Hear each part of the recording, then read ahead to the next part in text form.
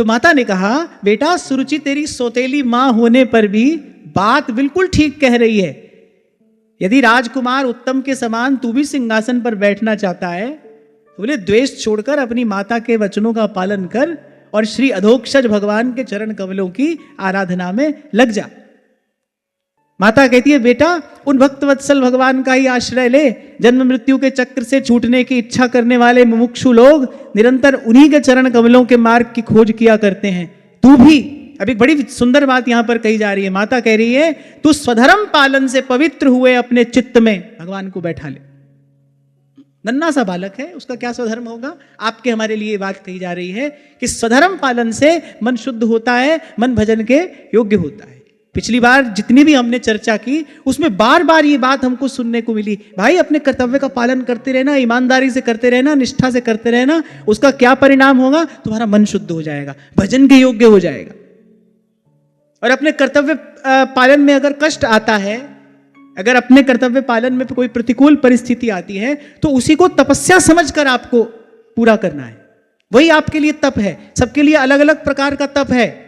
जीवन में जो कष्ट है, जीवन में जो प्रतिकूलता है, उसको तप समझकर स्वीकार करिए, सहर्ष स्वीकार करिए। स्वामी श्री शरणानंद जी महाराज कहते थे, जैसे रोग प्राकृतिक तप है, प्रारब्ध से शरीर रोगी हो गया, कोई बात नहीं, उस कष्ट को भगवान नाम जपते जपते, भगवान से प्रार्थना करते करते, कुछ औषधि लेते लेते पर सहन करिए। बहुत हाय हाय मत करिए। थोड़ा सा कष्ट आया और दौड़ पड़े यहां और दौड़ पड़े वहां, अब तो कुछ भी हो, बस भगवान हमको कष्ट से मुक्त करे। अरे कष्ट आया है, जब उसका समय पूरा होगा वो चला जाएगा। ये जो तप है, इसका अर्थ ही क्या है? तपना।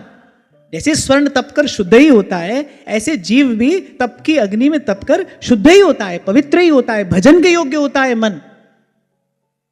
आप संतों का जीवन देखो, सर्व समर्थ होने पर भी अपार कष्ट संतों ने सहे, मौन होकर सहते रहे, किसी से कुछ कहा नहीं। यहीं पर उनकी तरु के समान सहनशीलता का भी दर्शन होता है। तो ये बात बड़ी महत्वपूर्ण है। माता ने कहा, बेटा तू स्वधर्म पालन से पवित्र हुए अपने चित्त में भगवान को बैठा ले। कैसे हृदय में भगवान बैठेंगे? जो स्वधर्म पालन से पवित्र हो गया है। आप घर गृहस्थ में भी रहते हो तो भी जो आपका काम है, जो आपके हिस्से आया है, उसको ईमानदारी से कर लो। और आपको मैंने सदा कहा है, भाई हमको कोई भी कार्य क्यों करना है? संसार हमारा तो है नहीं, श्री जी का संसार है, हम श्री जी के हैं। जो भी करना है श्री जी को ही देखते हुए करना है। आप जो करोगे वही सेवा हो जाएगा। श्री रैदास जी महाराज यही तो कह रहे हैं, तीर्थ व्रत को नहीं अंदेशा। एक बार विचार करो कैसी भक्ति है रैदास जी महाराज की। भगवान द्वार पर आकर खड़े हैं, पारस मणि देकर जा रहे हैं, दसों दिशाओं में उनकी जय जयकार हो रही है, लेकिन वो तो जूता गांठना नहीं छोड़ते, जूता गांठे रहे। भाई हमारा यही कर्तव्य कर्म हमको प्रारब्ध से मिला है, ये हमको स्वीकार। तीर्थ व्रत को नहीं अंदेशा, तुम्हारे चरण कमल का भरोसा।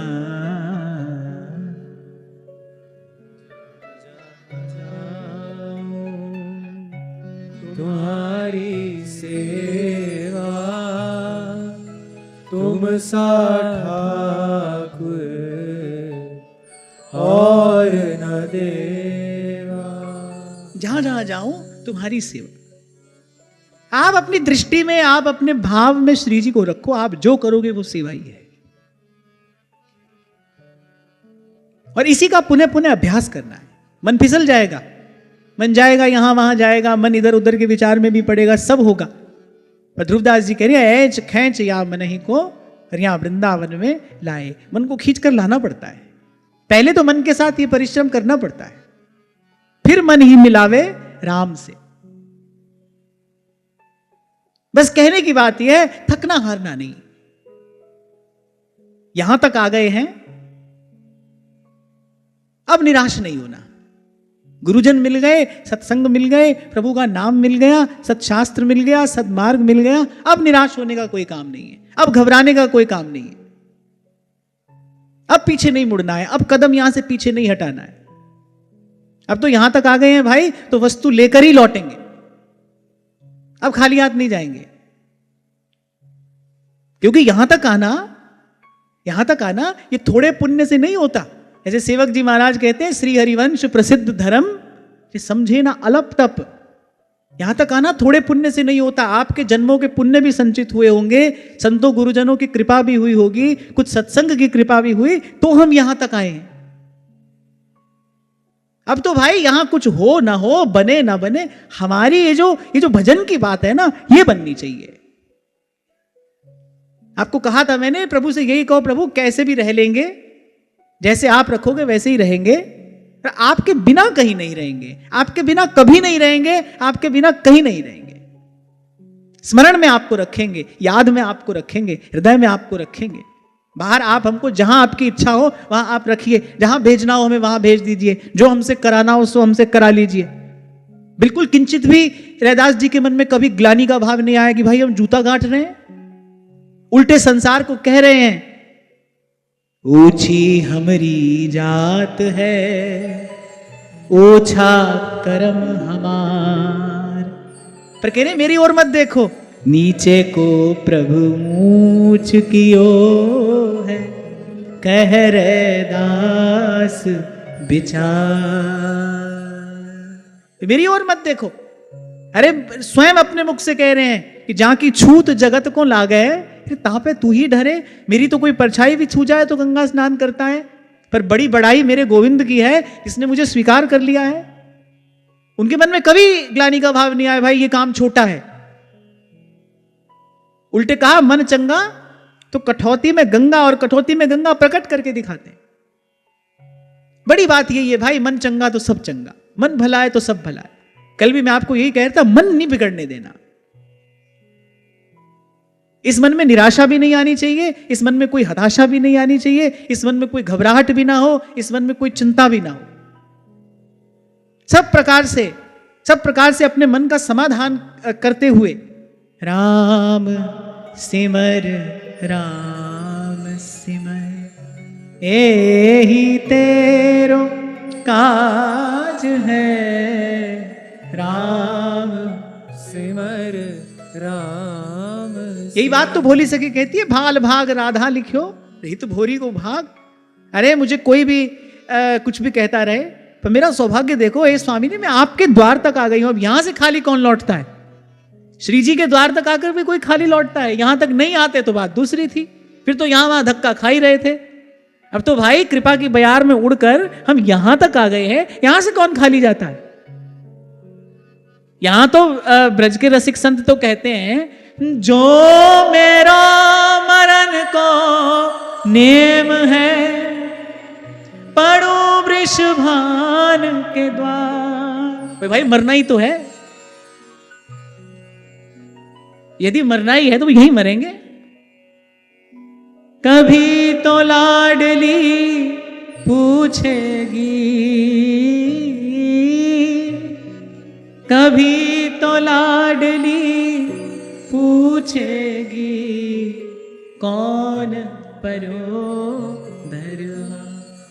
ध्रुवदास जी वहां रास मंडल पे श्री हरिवंश श्री हरिवंश श्री हरिवंश कहते दिन रात उसी रटन को रटते हुए पड़े हैं। पड़ी ना श्री जी के कान में आवाज। प्रिया जी ने कहा कि ललिता ये ऐसे करुण स्वर से कौन पुकार रहे हो, मुझे लेके चल। आई ना श्री प्रिया जी। ऐसे ही भाई हम भी वृंदावन तक आ गए, हम भी श्री जी के द्वार तक आकर पड़ गए हैं। अब यहां से थोड़ी खाली लौटेंगे, अब तो अपनी बात बनानी ही है। और तेरी बनत बनत बन जाए। द्वार धनी के पड़ रहो, बस कबीर कहते पड़े रहो, यहां से हिलो मत। द्वार धनी के पड़ रहो और धक्का धनी का खाओ। और भाई यहां तो कोई धक्का देने वाला है नहीं। यहां तो प्रिया जी ने हमको वहां कहां कुमति कूप में पतन था, पकड़ निकाला हाथ। कहां कुमति के अंधे कुएं में हम पड़े थे, हमारा हाथ पकड़कर यहां तो प्रिया जी ने निकाला है। ऐसे महाप्रभु जी हमको मिले। शरण जिसको दे दी हृदय से लगाया, उठाकर जगत से विपिन में रमा। हमको वहां से उठाया, हमको वृंदावन का ये स्वरूप दिखाया, प्रिया जी के चरण हमको जपने के लिए, भजने के लिए दिए। हटाकर विषय पंख को धीरे धीरे, प्रियालाल के प्रेम सर में ढवाया। महारंक को प्रेम साधन लुटाया। उन्हीं व्यास नंदन की जय बोलते हैं। तो माता कह रही है, तमेव वत्साश्रय भृत्य वत्सलं, मुमुक्षुभिर्मृग्य पदाब्ज पद्धतिम्, अनन्य भावे निज धर्म भाविते, मनस्यवस्थाप्य भजस्व पुरुषम। माता ने कहा, बेटा मुमुक्षु लोग सतत निरंतर जिनके चरण कमलों का ध्यान करते हैं, जिनके चरण कमलों के मार्ग की ही खोज किया करते हैं, तू भी बोले अनन्य भाव से, कहा अनन्य भावे और निज धर्म भाविते। उपासना भगवान के भजन के लिए दो बात हो, एक तो अनन्य भाव हो, प्रभु के अतिरिक्त किसी और से कुछ नहीं कहना है, और प्रभु को कहने की आवश्यकता नहीं है। जी देकर जी के सुख दुख की चर्चा किस मुख कही है। दो बात यहां माता कह रही है, कह रही अनन्य भावे और निज धर्म भाविते। निज धर्म भाविते मैंने आपसे अभी समझाकर कहा, अपने कर्तव्य का पालन करते हुए, कोई भागने की आवश्यकता नहीं है, कहीं भागने की आवश्यकता नहीं है। हमसे प्रभु यही तप कराना चाहते होंगे, हमसे प्रभु इसी प्रकार की तपस्या कराना चाहते होंगे। देखो जीव मैला हो गया है तो तप कर ही तो शुद्ध होगा। तो हमसे भगवान यही तप कराना चाहते होंगे, जो हमारे जीवन में कुछ प्रतिकूलता है, कुछ ऐसा है जो हमारे बहुत अनुकूल नहीं है, इसी को तप समझकर स्वीकार करना है हमको। और दूसरा कह रहे अनन्य भावे, भाई जो कहना है भगवान से ही कहना है। पहली बात तो कहने की आवश्यकता नहीं है, फिर भी कहे बिना ना रहा जाए तो अपने प्रभु से ही कहिए। क्या वो सुनते नहीं, क्या वो मानते नहीं? अरे मैं कहता हूं संसार तुम्हारा पूरा रोना सुन भी ले, कर क्या सकता है? आप संसार को अपना दुखड़ा सुनाओ, कितनी भी हाय हाय करो, यहां आपका कोई कितना भी हितैषी क्यों ना हो, कितना भी सुहृद क्यों ना हो, पर फिर भी बेचारा कर तो कुछ नहीं सकता। करेंगे तो भगवान ही। अपना दुख उसी से कहिए जिसमें दूर करने की सामर्थ्य हो। यहां तो आपने अपना दुख किसी को कहकर उसे भी दुखी किया। कोई दुख बांटने के लिए थोड़ी आए हैं हम संसार में। इसीलिए सज्जन पुरुष अपने दुख की बात, पीड़ा की बात कभी किसी से नहीं कहते। धीर पुरुष अपने दुख की बात नहीं कहते किसी से। हमारे गोहाना वाले महाराज जी हमेशा ये बात कहा करते थे, बोले बेटा सूखी रोटी भी हो, फटा कपड़ा भी हो, फिर भी कोई कहे कैसे हो, तो बोले खूब आनंद में है, भगवान की बड़ी कृपा है। अपना दुख किसी से कहना नहीं, क्योंकि यहां किसी को कहने से दुख कम नहीं होता, दुख बढ़ता है। आपने किसी और को दुखी कर दिया, यदि वो सच में आपका कोई सुजन सुहृद हुआ, आपके दुख से बेचारा और दुखी हो जाएगा। क्या लाभ हुआ? दुख दूर तो कर नहीं सकता। पहले एक दुखी था, अब दो दुखी हो गए। दुख बढ़ा ही तो, कम कहां हुआ? संसार को कहने से दुख कम नहीं होता, दुख बढ़ता है। कहने को लोग कहते रहते हैं, किसी के साथ बैठ लेंगे, अपना दुख बांट लेंगे। दुख बांट लेंगे ये कहना ठीक नहीं है। बोलो किसी को कह लेंगे, दुख बढ़ा लेंगे। पहले हम अकेले दुखी हैं, फिर उसको भी दुखी करेंगे। अपना दुख तो भगवान से ही कहना चाहिए, जो वस्तुतः जीव के हृदय की पीड़ा समझते हैं। पहली बात तो प्रभु समझते हैं, और दूसरी बात पीड़ा दूर करने में समर्थ हैं।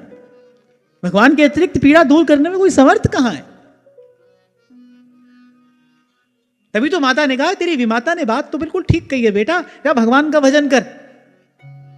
सब कार्य सिद्ध भगवान का भजन करने से होंगे, सब अमंगल भगवान का भजन करने से ही नष्ट होंगे। ये जो तेरे हृदय में पीड़ा है, जो तो भयंकर कष्ट से इस समय व्याकुल हो रहा है, और मैं भी तेरी पीड़ा से पीड़ित हो रही हूं, पर देख बेटा मैं तेरी माता हूं, मैंने तुझे अपने गर्भ में रखा है, मैंने तुझे अपनी कोख में खिलाया है, मैंने तुझको अपने अपने हृदय के रस का पान कराया है, लेकिन फिर भी बेटा देख, मैं तेरा दुख दूर कर पाने में समर्थ नहीं हूं। यहां से कुछ सीखने को मिल रहा है, कुछ समझने को मिल रहा है। भाई कोई सच में ही हमारा सुहृद है तो भी हमारा दुख थोड़ी दूर कर सकता है, दुख तो भगवान ही दूर करेंगे। अभी शायद गत वर्ष की बात है, यहां पर एक माता के साथ बड़ी अनहोनी घटना घट गई। उसका युवान पुत्र चला गया, तो वो माता मुझे द्वार पर मिली, तो मैंने कहा देख माता, संसार में कोई ऐसा नहीं है जो तेरा दुख दूर कर सके, ना मेरी ना कहीं किसी और की कही बात से तेरे हृदय की पीड़ा दूर होगी। तेरा दुख दूर कर पाने में तो केवल भगवान समर्थ हैं। मैं तो यही कहूंगा कि बस उन्हीं की शरण ग्रहण करना और उन्हीं की शरण में पड़ी रहना, वही जीव का दुख दूर कर सकते हैं।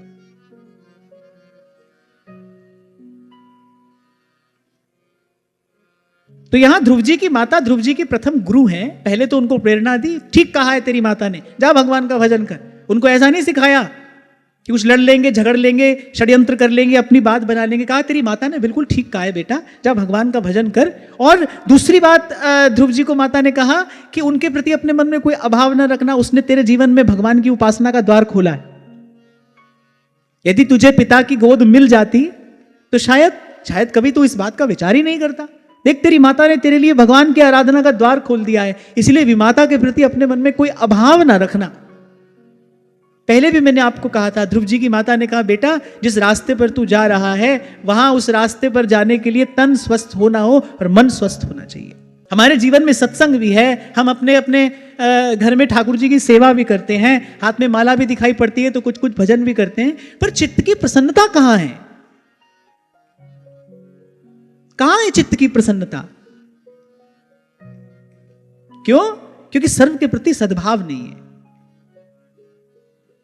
इधर आप भजन करके भजन भाव का थोड़ा रस अपने पात्र में भरते हो और वहां किसी के प्रति जो अभाव है उस छिद्र से वो बह जाता है। काम तो चल रहा है, दिन के बाद रात, रात के बाद दिन, जीवन तो आगे बढ़ रहा है, लेकिन हमारी उन्नति नहीं हो रही। आपको याद हो, आपको बहुत पहले मैंने कहा था कि संपत्ति प्राप्त हो जाए फिर संपत्ति को बढ़ाने का प्रयास करना चाहिए। अब हमको ये भजन भाव रूपी संपत्ति प्राप्त हुई है, अब हम इसको बढ़ाने में लगे। हमारी उन्नति नहीं हो रही, भजन भाव बढ़ नहीं रहा, जहां थे आज भी वही हैं। इसलिए मैंने कहा दिन के बाद रात, रात के बाद दिन, जीवन तो आगे बढ़ ही रहा है, लेकिन भजन भाव में उन्नति नहीं हो रही, चित्त प्रसन्नता को प्राप्त नहीं हो रहा, मन की वो प्रसन्नता देखने में नहीं आ रही। तो कितना सुंदर सदुपदेश माता करती है कि बेटा उसको प्रणाम करके जाना। यदि वो ऐसा ना करती तो आज तेरे जीवन में एक क्षण नहीं आता। तभी कबीर कहते हैं सुख के माथे सिल पड़े, जो नाम हृदय से जाए, फिर बलिहारी उस दुख के जो पल पल नाम रटाए। आपको मैंने सुनाया था स्वामी श्री शरणानंद जी महाराज का वो वाक्य। संतों की कुछ बात तो ऐसी होती है जो जीवन भर के लिए एक ज्योति स्तंभ बनकर प्रतिष्ठित हो जाती है।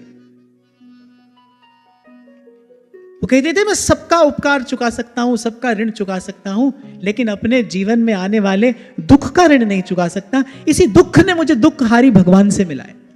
मैं आपको बड़ी विनम्रता पूर्वक केवल एक साधक के रूप में अपना ये अनुभव कह रहा हूं कि ये जो जीवन में दुख प्रतिकूलता है, यही हमको प्रभु से मिलाएगी, यही हमको भजन के मार्ग पर डालेगी। वरना जीव तो ऐसा है भाई, थोड़ी सुख सुविधा मिलेगी भगवान भूल जाएंगे। आरंभ में ही मैंने आपको कहा, बुद्धजन कहते हैं किसी को नष्ट करना हो तो बहुत अधिक सुविधा दे दो, उसको कोई व्यसन लगा दो, वो नष्ट हो जाएगा, उसका शौर्य वीर्य पराक्रम सब धीरे धीरे शिथिल पड़ जाएगा, सब नष्ट हो जाएगा।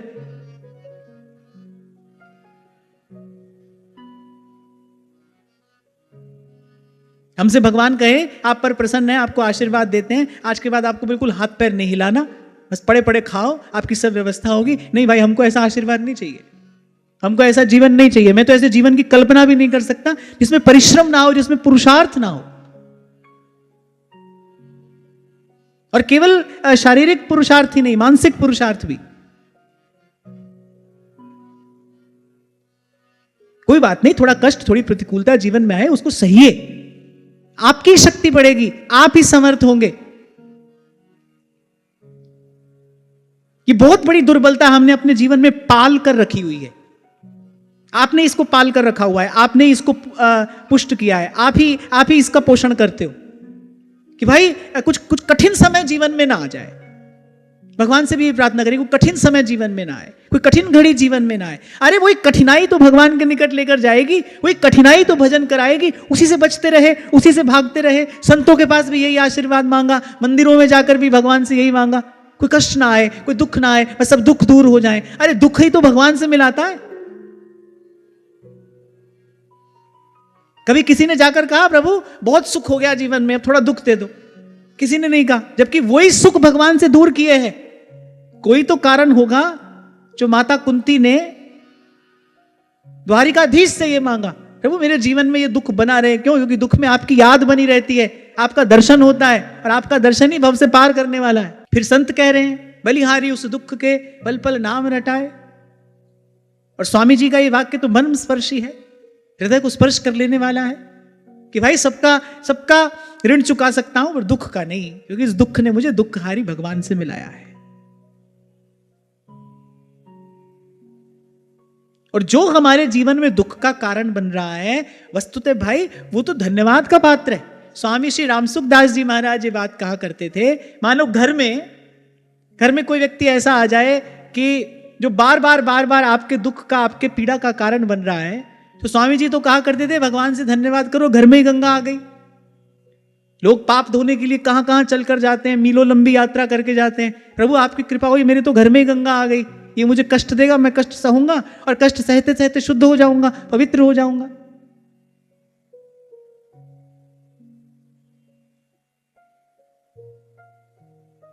और ये केवल कोई कथा कहानी नहीं है, मैं केवल आपको सुनाने के लिए नहीं कह रहा हूं कि आप भी केवल सुने और यहां से सुनकर प्रसाद खाकर चले जाएं। साधक का जीवन तो ऐसा होना चाहिए। सिर झुमाते झुमाते गा तो लेते हैं तेरे फूलों से भी प्यार और तेरे कांटों से भी प्यार, होता कहां है प्यार? भगवान सब जानते हैं, भगवान कह रहे हैं हाँ ठीक है, तुम भी लगे हो, हम भी लगे हैं, तुम्हारा बढ़िया टाइम पास हो रहा है, करते रहो, फूलों से भी प्यार और कांटों से भी प्यार। ये सब बात मैं आपको इसलिए कह रहा हूं कि अरे आप पर भगवान की कृपा है, आप पर संतों गुरुजनों की कृपा है, आप इस श्रेष्ठ जीवन को प्राप्त करने के योग्य हो, अधिकारी हो, अपने स्वरूप को पहचानो। प्रभु के नाम में अपार बल है, अपरिमित शक्ति है। सोचकर कह रहे हैं कहने वाले, जिस सागर को बिना से तू के लांघ सके ना राम, लांघ गए हनुमान उसी को लेके राम का नाम, राम से बड़ा राम का नाम। आप चाहो तो हाथ पकड़े ही रहो भगवान का, छोड़ो ही नहीं। आपकी जिह्वा पर नाम है, आपने नाम को पकड़ लिया, आपने भगवान को पकड़ लिया, पकड़े रहो भगवान को। अब जब तक भगवान हाथ में है, भगवान का हाथ हाथ में है, कैसा कष्ट है, कैसी विपदा है। भरी सभा में जब इतना अपमान हुआ, सब द्वार जब बंद हो गए, तब द्रौपदी ने कौन से भगवान की शरण ली? नाम प्रभु की ही तो शरण ली। पांचाली को राजसभा में राम नाम सुध आई, ताको दुख हरियो करुणा में, ताको दुख हरियो करुणा में अपनी पैज बढ़ाई। हरि को नाम सदा सुखदाई, हरि को नाम सदा सुखदाई। अच्छा देखो, कहने को तो महादेव ही कह रहे हैं, उमा दारु जोसित की नाई और सभई नचावत राम गुसाई। पर नाम का तो ऐसा अद्भुत प्रभाव है, नाम की तो ऐसी अद्भुत महिमा है कि डोरी हमारे हाथ में और खींचे चले आते हैं भगवान। नाम की डोरी से खींचे चले आते हैं ना भगवान, डोरी हमारे हाथ में, खींचे चले आने वाले भगवान, तो बताओ कौन बड़ा हुआ?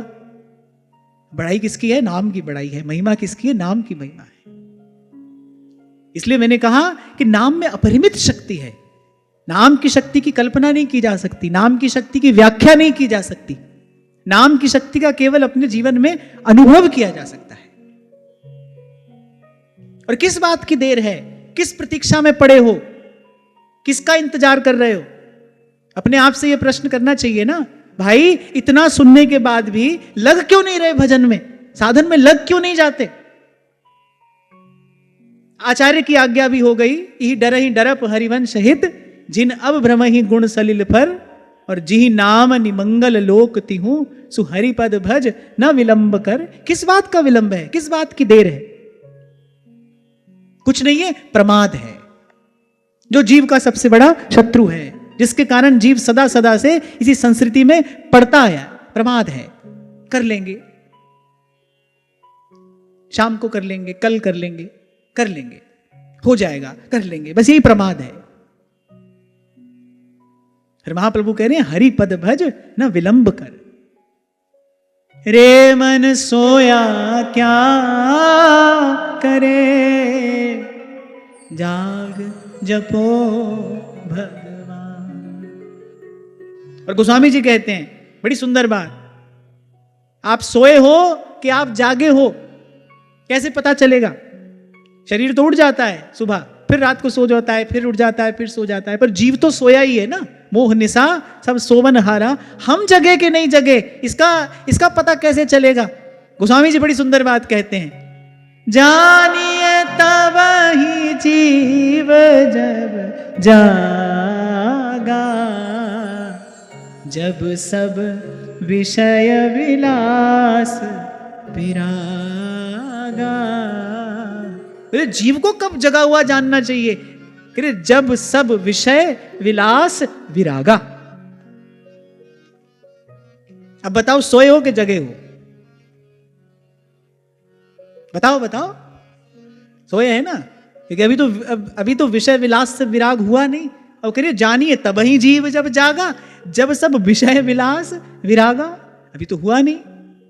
विषयों से वैराग्य कहां हुआ? अभी तो मन की गति पुनः पुनः वही है। अपने मन को बहुत समझाते हैं, खींचतान कर रखते हैं, पर फिर भी मन की जो सहज स्वाभाविक गति है वो तो अभी विषय की ओर ही है ना। ये तो भाई इतना सत्संग सुनते हैं, गुरुजनों की बात कभी कभी हाथ पकड़ लेती है, नहीं तो मन तो अभी भी वही चाहता है, मन तो वही सुख चाहता है। ये तो अपने आप को संभाल रहे हैं, अच्छी बात है, साधक का यही जीवन होना ही चाहिए। मन की संभाली उसका एकमात्र कर्तव्य है। अभी मन को संभाल रहे हैं, पर यदि मन को छोड़ दिया जाए तो मन की सहज स्वाभाविक गति तो अभी वही है ना। इसका अर्थ क्या हुआ? पर अभी सोए हैं, अभी सोए हैं। और ये सोया जीव जगेगा कैसे? बेटा अनन्य भाव से और कर्तव्य पालन से शुद्ध हुए अपने चित्त में तू भगवान को बैठा ले। आगे एक और बड़ी सुंदर बात माता ने कही, नान्यम ततः पद्म पलाश लोचना दुःखच्छिदं ते मृगयामि कंचन यो मृग्यते हस्तगृहीत पद्म्या श्रियेतरैरंग विमृग्यमाणया। माता ने कहा, बेटा कमल नयन भगवान के अतिरिक्त मुझे तो तेरा दुख दूर करने वाला और कोई दिखाई नहीं पड़ता। जिन्हें प्रसन्न करने के लिए ब्रह्मा आदि अन्य सब देवता ढूंढते रहते हैं, वही लक्ष्मी जी भी दीपक की भांति हाथ में कमल लिए निरंतर उन्हीं को खोजा करती हैं। बेटा मेरा मत तो यही है कि ये तेरे जीवन में जो भी घटना घटी, इसका परम लाभ तू ले और जा नारायण का भजन कर। मुझे लगता है कैसी माता होगी वो, 5 वर्ष का बालक। पिता ने अपमान किया, दुख से दुखी है, व्याकुल है, लेकिन माता ने स्वयं भी भगवान की ओर देखा और अपने पुत्र को भी भगवान की ओर देखने का संकेत किया। हम भी दुखी हैं भाई, हम सबके जीवन में भी दुख है। कभी थोड़ा है, कभी घना है। हम भी दुखी हैं, सबके जीवन में दुख है। पर यहां से एक बात सीखने को मिलती है। माता कहती, बेटा तेरा दुख दूर करने वाला भगवान के अतिरिक्त और कोई दिखाई नहीं पड़ता। और आप सोचो विचारो तो जीव केवल अपने अज्ञान के कारण ही तो सदा सदा से इस संसार में भटक रहा है, संसार से आशा लगाए। मैंने कहा कोई कितना भी सुजन सुहृद हितैषी क्यों ना हो, अरे चाहे भी तो आपका दुख दूर नहीं कर सकता, आपके हिस्से का दुख नहीं ले सकता। दुख तो भगवान ही दूर करेंगे। जब दुख भगवान ही दूर करेंगे, जीव दुखी है, भगवान दुखहारी हैं, फिर भगवान की शरण में जाने में देर क्या है। जैसे मैं कई बार आपसे पूछता हूं, भाई भगवान का नाम जपने में कोई कष्ट है? नहीं है। आप कहते हो नहीं है। जेब से कुछ खर्च हो रहा है, वो भी नहीं हो रहा, क्यों नहीं जप रहे? ये नहीं पता है किसी को। ऐसे ही दुखहारी भगवान है, जीव दुखी है, फिर भी भगवान की शरण में नहीं जाता। क्यों? क्यों? ये माया श्री कृष्ण की मोयो सब संसार। और इसी मायाजन्य अंधकार को गुरु का शब्द दूर करता है। महामोह, ये जीव का महामोह ही तो है। महाप्रभु से दुरंत मोह कहते हैं। ये जीव का महामोह ही तो है। बड़ी साधारण सी बात मैंने आपसे कही, आप बड़े आश्चर्य में पढ़कर सुन रहे थे। देखो हम सब दुखी हैं कि नहीं, बताओ? सब दुखी हैं, कोई ना कोई दुख सबको लगा ही है। जब तक शरीर है भाई दुख है। दुखहारी भगवान है, फिर भी व्यक्ति भगवान की शरण में नहीं जाता। फिर भी इससे आशा है, उससे आशा है, हो सकता है यहां से काम बन जाए, हो सकता है वहां से बन जाए। ये क्या है? ये जीव का महामोह है, ये जीव का दुरंत मोह है। ये माया श्री कृष्ण की मोयो सब संसार। आप ढूंढने निकलोगे ना, इस प्रश्न का उत्तर आपको मिलेगा नहीं। ये जो आज मैंने आपसे छोटा सा प्रश्न पूछा, भाई भगवान के नाम में सब सुख है और गुरुजनों ने आपको नाम दे दिया, क्यों नहीं जपते? क्या कारण है? सुमिरन क्यों नहीं होता? जहां से सुख मिलता हो, जहां से सुख मिलता हो उस स्थान को तो छोड़ना ही नहीं चाहिए। जिससे सुख मिलता हो उसको तो एक क्षण के लिए भी नहीं छोड़ना चाहिए। भगवान के नाम से सुख मिलता है, फिर भी भगवान के नाम को छोड़े बैठे हैं, क्यों? अच्छा सब जानते भी हैं, खूब सुन भी लिया है, खूब सुन लिया है, सब जानते हैं। और हमारे श्रोता तो ऐसे हैं, मुझसे पहले ही बोल पड़ते हैं। कभी कभी मुझसे ही पहले बोल पड़ते हैं।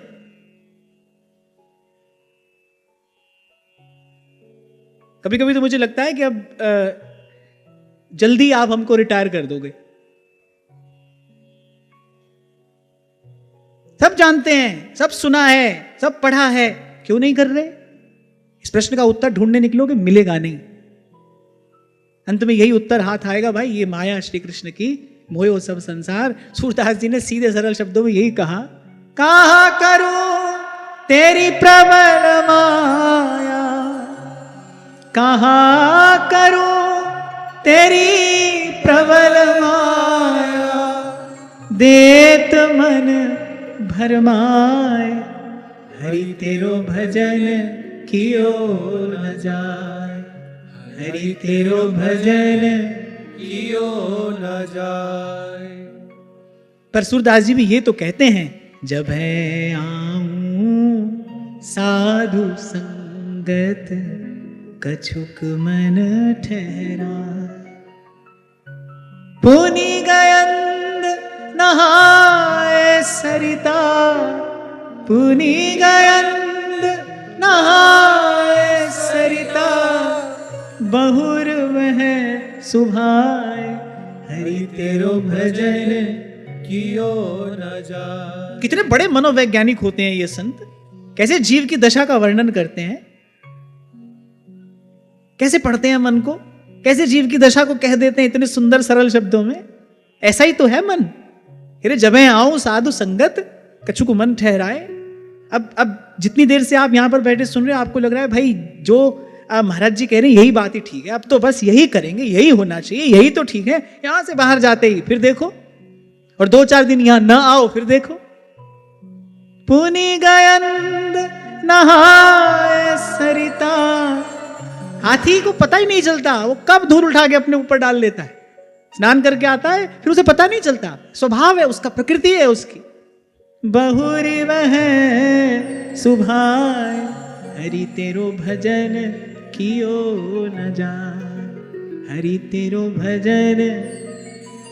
न जाय। इसलिए संत कहते हैं जिसके जीवन में भजन हो, जिसके जीवन में भजन का सुख हो, उसको सदा कृतज्ञ बने रहना चाहिए। उसके गुण उपकार का पा सकूं नहीं पार, रोम रोम कृतज्ञ है करे सुधन्य पुकार।